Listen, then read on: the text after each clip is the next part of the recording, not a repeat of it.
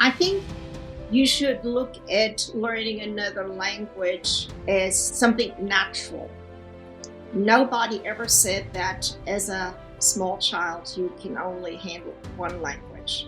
It is absolutely natural to be able to express yourself in more than one way, and that could be by using another language. And I think it's also necessary to rethink what can we do for our children at a young age, because as everybody says, the door closes. Hi, I'm Nora Jones. Welcome to It's About Language. This podcast connects language and culture to life, learning, and hope. You'll experience insightful conversations with creative leaders in the fields of education, business, arts, and science. My guests shed light on the impact of language and culture on individuals and society as they share their stories and experiences. You'll be informed and inspired as we explore how language and culture make us human and bring hope in the midst of a challenging world. It's my great pleasure to welcome today to the conversation Ines Lormand. Hi, Ines. Good morning, Nora. How are you? I am well, thank you, and I am delighted that we're going to have a chance to have a talk. And one of the things that I had just intrigued by, wanted to start with, is the fact that you have such a background of language and culture and traveling and study of linguistics and more traveling, and then publishing and education. And your statement to me was, I've always wanted to change the way the United States approaches language learning, and I feel like I've failed. I'm going to bring both of those up at the same time. Give us some background about why you want to do that and why you think you failed. Well, let's start from the beginning. As you said, I grew up very multilingual and therefore also multicultural. I was born in the southern part of Germany, where I was raised. My parents both spoke French and English on top of German. And my dad was an avid traveler. So on weekends, we liked to cross borders. Sometimes on Sundays, we would go over to France, which was about an hour and a half away, drive down to Germany, drive over to Austria. So it was always normal for me to travel. And with travel also comes language.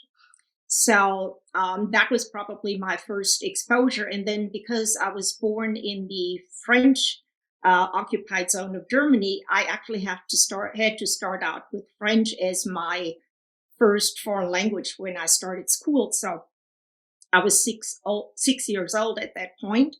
And to this day, when I go to France, people often think that I'm a native French speaker. I guess I never developed an accent.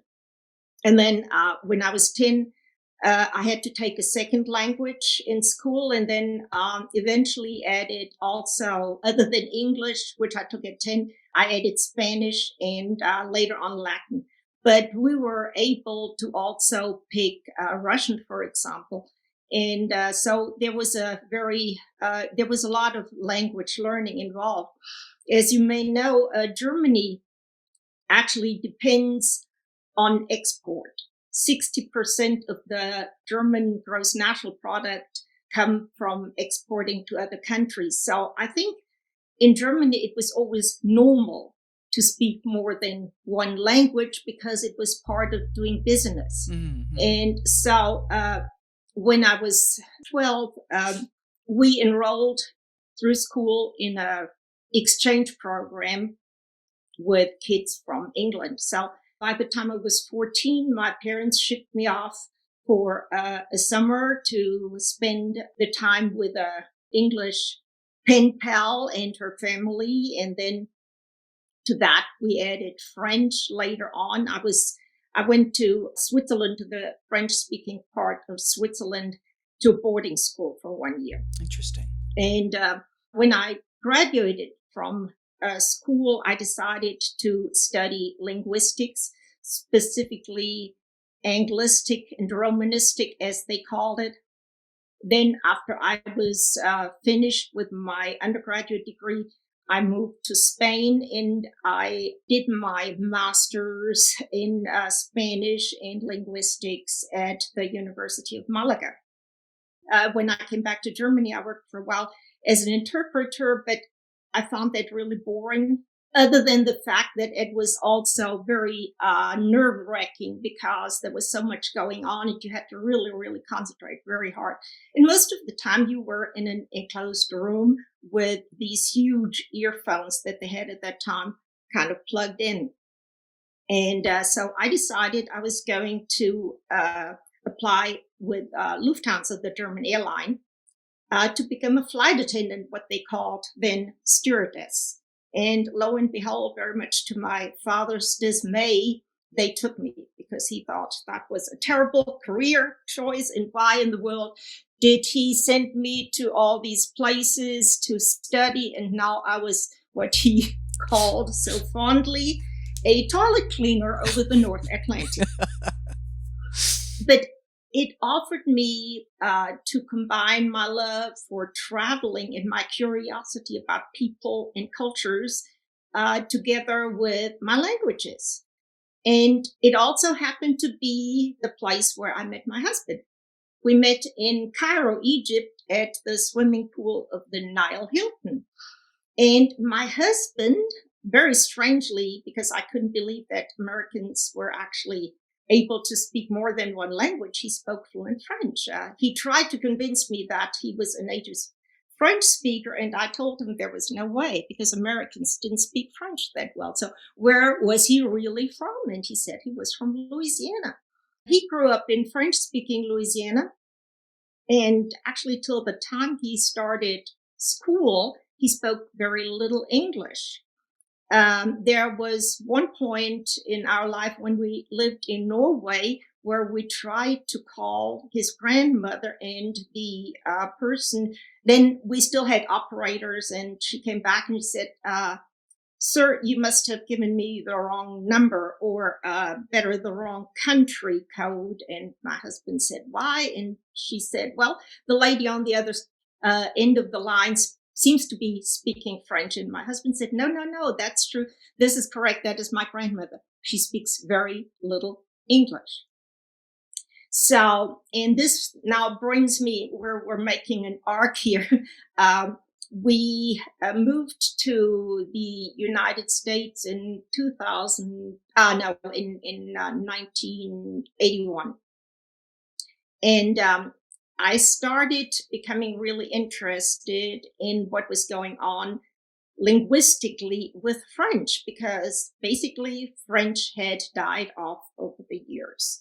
The reason for that was that the students were actually forbidden to speak French in class. Mm-hmm. My husband was forbidden to use French in the classroom. And so by the time we moved there, French had died off as a natural language and then was resuscitated kind of artificially by some people in the legislature and some business people that founded an organization called Codefil, which was kind of the defense league for French in Louisiana. And they became very aggressive. They brought people from France in. They started establishing exchange programs, et cetera, brought teachers in that would teach French. And that was the time when I was still teaching at the university level. But at that point, I understood, hey, there is a possibility to do something different. So I offered myself to teach French in my daughter's school as a volunteer to kindergartners.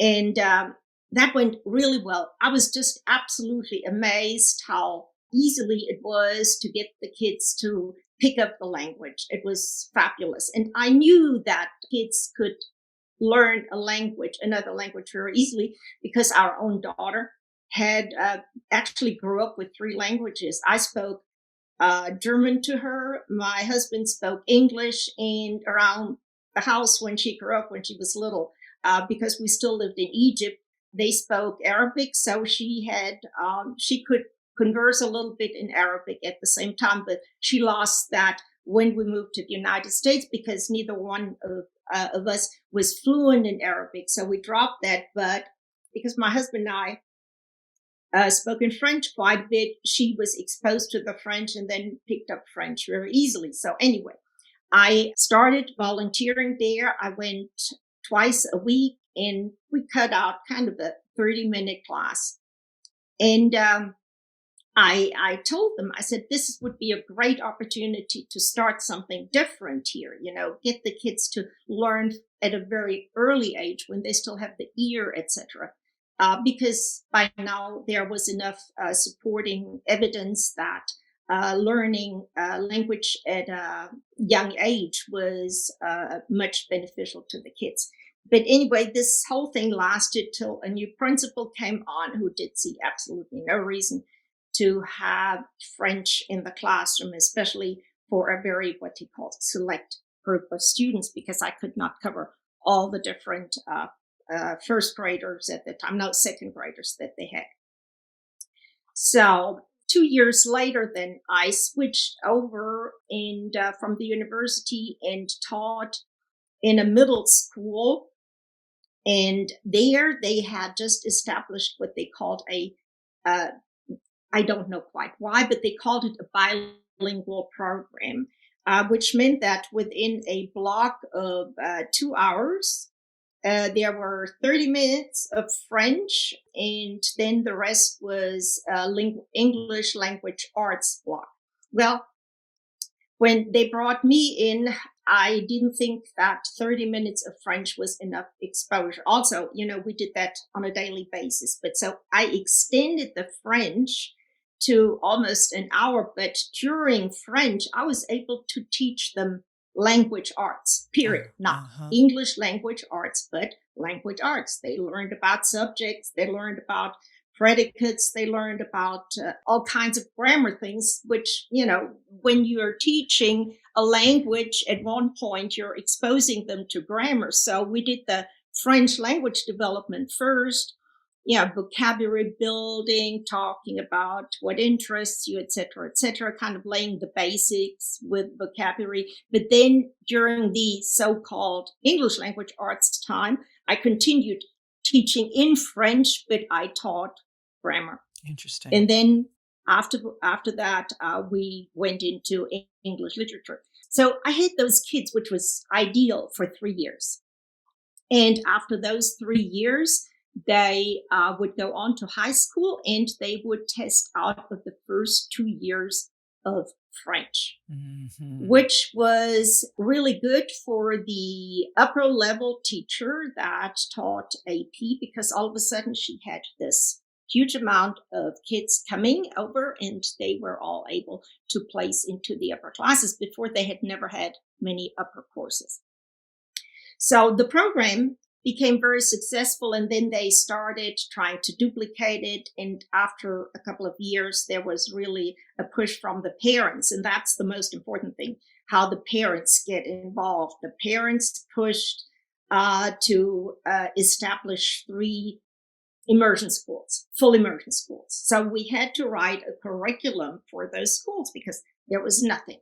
I mean, absolutely nothing. And starting out with textbooks, we looked at textbooks from France, we looked at textbooks from Canada, and we finally ended up really writing our own materials. I was able to bring the teachers that we had hired in, and we wrote curriculum, and we wrote our own lessons, etc., etc. We had some books that we could use from Canada, but they had to be modified. But we were able to have 3 different schools that now offered a complete French immersion program. And I don't want to take all the credit here, because there was a town down I-10, Lake Charles, towards the border of Texas, that was doing the same thing, and their program was also very successful. So there was enough interest, and Hmm. again, the interest was on the part of the parents to bring the French in because they felt that they had lost out by having the French roots, like a lot of Cajun French people have, but never being able to speak the language. Uh-huh. So that's where my whole interest kind of came in, and then I just took it and I ran with it.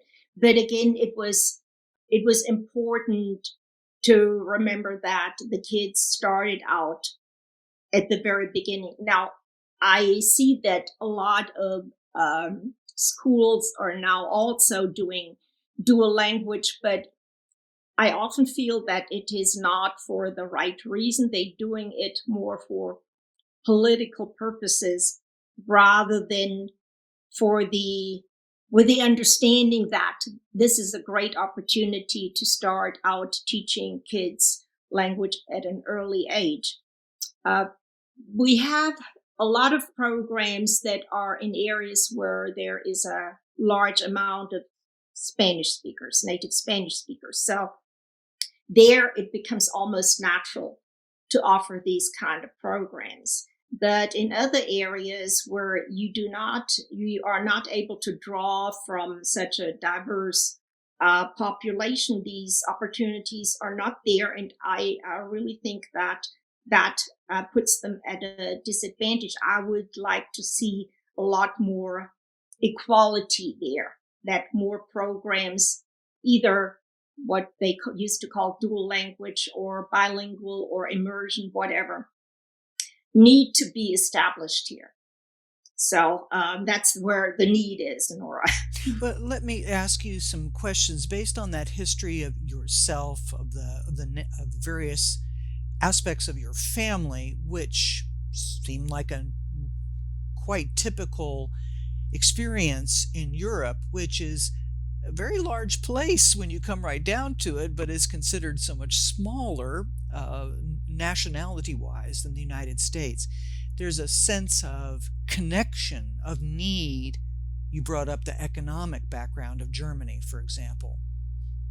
How do people have a sense of urgency here in this country where, as Maya Angelou has written, one can travel from the east to the west 3,000 miles and people are still speaking the same language? Where then does the urgency come from?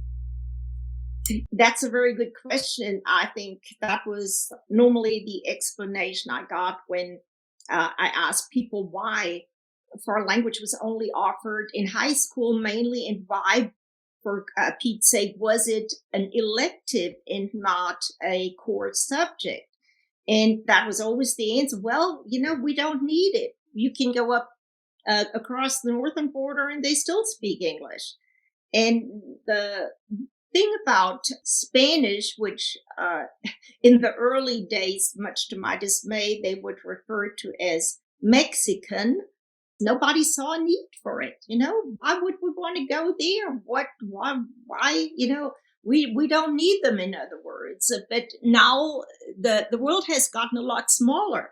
And not only do we have a lot of native Spanish speakers in this country now, we also have factories that are supplying us with products that are partially manufactured in Mexico and partially maybe finished here in the United States, and vice versa. So there is a lot of exchange going on all the time. And I think definitely the need to study Spanish has been increased, but it is still not offered to everybody. And I think it should be offered to everybody to pick another language in elementary school. And every time I see programs, what they call the FLES and the FLEX programs, come in, they are so all over the map.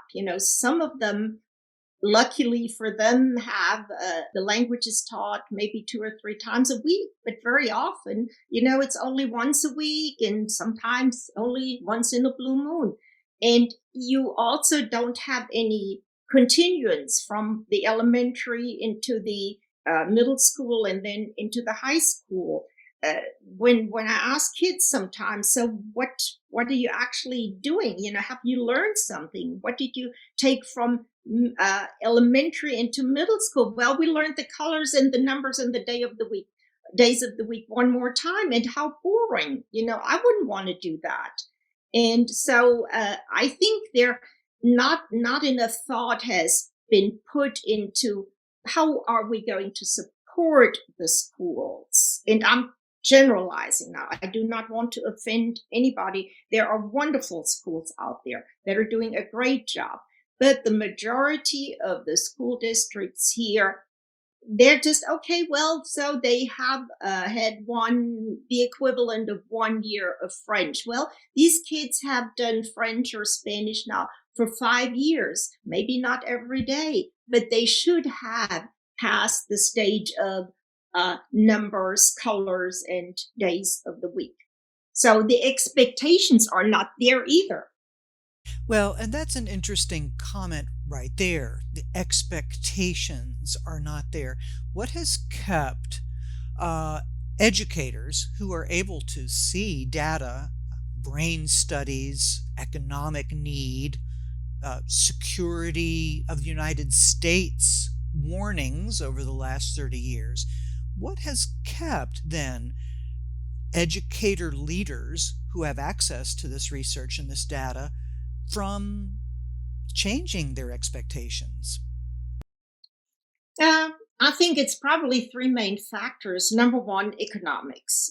Every time the tax base goes down in a state, the first thing to be cut, other than arts, is the language in elementary. And then the supply of teachers. And I understand that it is hard to get people that are fluent in the language, but also have the background in teaching, because dealing with young students is a little bit different. So you have to have the pedagogy that goes with the language. So that is one reason. And then just the stamina. Every time I feel that every time the administration changes, be that on the national level or on the state level or even on the district level, people with new ideas, with new priorities come in, and then when it comes to well, should we buy computers or should we hire some Spanish speaking teachers? Guess what? So, and that's why I think sometimes I think if we could combine, and this really this time right now is giving us an excellent opening. I think what we need to focus on is how can we combine the technology that we now have and bring a speaker of another language into the classroom as a teacher, not necessarily having to be there in flesh and blood, but being able to be there so the kids can interact with somebody, because research supports that kids learn best when they are interacting with an observing or attending adult that does not need to be the specialist in the classroom.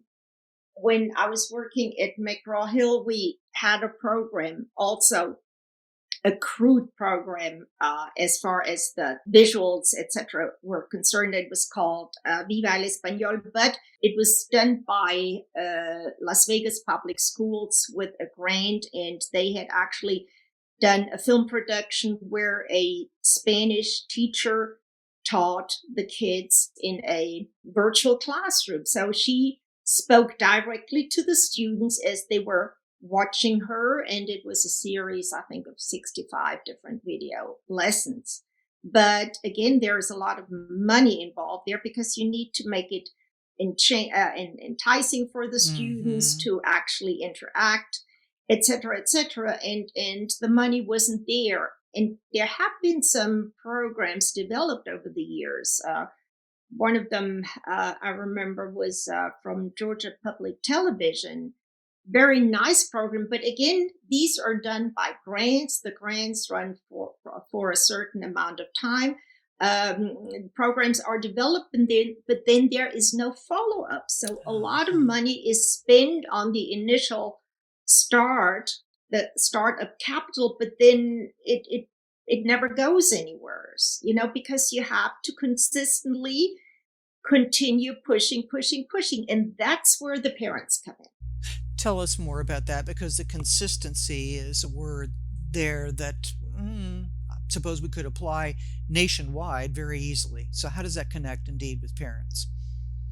Well, I think if the parents keep putting pressure on the local school boards, the local school boards will be far less inclined to do away with programs that they do not regard as essential. Now, can we change? I mean, ideally, what we would want to do is change this idea of why is learning another language in early childhood not essential. I don't know if that can happen in my lifetime. I would hope that at least a push can be made, but that would be the first thing. But there are enough parents out there now that actually do push for that. But very often it is seen as something only the elite does, and when you have the means, etc., etc. And I think that is definitely the wrong approach, because I think a lot of students' lives could be enriched and their overall learning improved if they would be exposed to the study of another language at an early age. As a matter of fact, I would see this as a prerequisite to do a lot for the learners that are not as privileged as some kids are. Since language is a human phenomenon, that makes sense to me that it would be something that pretty much every student, outside of those that may have significant blockages in their lives, that pretty much every student as a human being would be able to work with language. Some of the things that you mentioned earlier about the way that you integrated the approach to teaching about, say, the structure of language, language arts, not necessarily within the language specifically of English in this case, but through French. We're looking at the faculty, looking, though, you brought in the idea of borrowing people. What are some of the opportunities then, especially in the younger years, for ways that schools might be able to pull all of these needs and understandings of what language is together and make those changes? Well, I think now that everybody seems to have been working with Zoom, why not identify some master teachers that take on the task of giving daily 30-minute, 40-minute lessons to kids, and the kids just tune in, and there is an adult in the classroom that moderates and maybe even looks at some of the work that the kids are doing. In the younger years, very often they do drawings, and but even young children, if well positioned, can do maybe 10, 15 minutes of work, follow up work, or even the push in kind of prior to the lesson on a computer. And then if you use Zoom and have the whole class instruction on a big screen, then the kids interact with one another also. It just depends on the teacher. The teacher that is on the screen has to use the tools that are at his or her disposal correctly. The teacher can ask, now turn to your neighbor and ask your neighbor such and such, and that will happen. Yeah. So we don't need, not everybody needs to have a trained world language elementary teacher in the classroom. That's what I'm getting at here. That sounds realistic based on where we are right now in particular. I'd like you to do something right here, Ines. I'd like you to turn to a group of parents that are sitting in a room and you're about to say to them, the reason why it is so important that children learn language early is because this will happen to your child's life and this will happen for your community. What are those two things? Well, number one, economically, you will be able to attract companies from overseas that you may not even have heard the name of. Who in the Carolinas had heard about a German company like Bosch?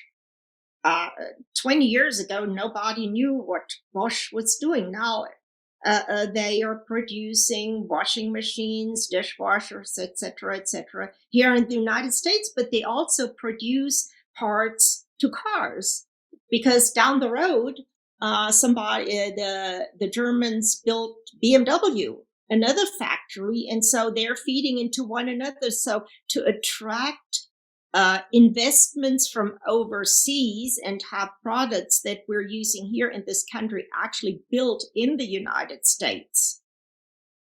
Speaking another language can be a big advantage. So not only is it an economic advantage for your child, maybe you also need to think about what it does to your child in the sense of overall development. Definitely, there are areas of the brain activated that are normally not activated. You learn to work different hemispheres of your brain simultaneously, where once the student has gone into puberty, that just back and forth will not be that will not continue. At that point, then a third piece has to be inserted. So out of the straight line, all of a sudden becomes the triangle, which it takes longer. And the language is not as purely natural anymore because it has to be channeled through different parts of the brain. So I think that is very important for parents to know that they're giving their children a unique opportunity to create plasticity of the brain that if they wait too long will no longer be there, and so such cannot be used. That's neat. That's a good exhortation for parents. Okay, let's broaden it out a little bit. You've got a large listening audience. You're outside of the parents' room. You have the microphone for the nation. What are you going to exhort your listeners to do, or help them to understand, or invite them to do? What's your final word here to those who have been listening to you today? I think you should look at learning another language as something natural. Nobody ever said that as a small child you can only handle one language. It is absolutely natural to be able to express yourself in more than one way, and that could be by using another language. And I think it's also necessary to rethink what can we do for our children at a young age, because as everybody says, the door closes, and the door closes pretty much at the age of 12 and then continues closing after that. So it becomes a lot more difficult. But also from a strategic point of view, if we want to compete with countries like China in the long run, our children need to start studying Chinese, and that really, to become fluent at one point, you need to start at a young age because it's a tonal language. And I can tell you one thing: having traveled in China extensively, there are millions of little Chinese children that will greet you in kindergarten in perfect English. Ah. I mean, absolutely amazing. And I do not understand why we cannot do something like this here. I don't know what it is, if it's complacency, but I think it is very urgent these days to understand that we need to do something, not just because of the language, but we also need to be able to understand the culture better, the culture of other countries, and one goes with the other. Indeed, they do. That's very well said. And we do have an emerging world experience going on. That story that you just told about the young ones in China speaking perfect English, and that's a big country too. That's a very good exhortation for our listeners today. Ines, you've shared a lot of insights by experience, by stories, and by your studies. Thanks so much for sharing today. Thank you, Nora. It was a pleasure. Well, it's always a pleasure to speak with you, and keep up the good fight. We haven't lost yet, okay? Thank you. I will continue. Bye Okay, bye. very good. Bye bye. Thank you so much for listening to this episode. If you enjoyed it, please share it with your friends, family, and colleagues. Let's continue the conversation. Be sure to check out my website, fluencyonline.com, to learn more about our guests and to check out the resources and information they've shared with us there. I have other ideas, resources, and opportunities there for you too. Again, thanks so much for listening, and until next time,